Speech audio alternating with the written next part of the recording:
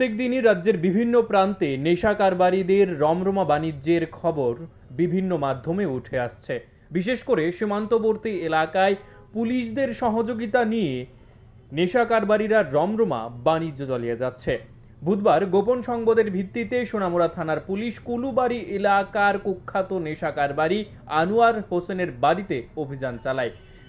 এই অভিযানকালে মোট ১,৬৭০ বোতল অ্যাসকপ উদ্ধার করে পুলিশ। যদিও এই অভিযানকালে পুলিশ কাউকে আটক করতে সক্ষম হয়নি। পরে নেশাজাত সামগ্রীগুলি উদ্ধার করে পুলিশ নিয়ে যায় থানায়। অভিযুক্তের বিরুদ্ধে এনডিপিএস ধারায় মামলা নিয়ে ঘটনার তদন্ত শুরু করেছে বলে জানান ওসি জয়ন্ত দে। পাশাপাশি অভিযুক্তের বিরুদ্ধে পুলিশি তদন্ত চলছে বলেও জানান তিনি। এখন দেখার বিষয় পুলিশ অভিযুক্ত আনোয়ারকে গ্রেপ্তার করতে কতটা সক্ষম হয়।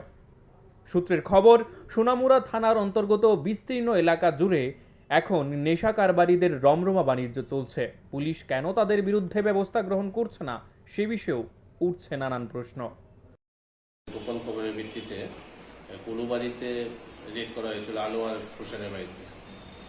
তো আনোয়ার হোসেনের বাড়িতে রেড করার সময় টোটাল ১৬৭০ বোতল অ্যাসকপ উদ্ধার করা হয়, যার বাজার আনুমানিক মূল্য ৭ থেকে ৮ লক্ষ টাকা হবে।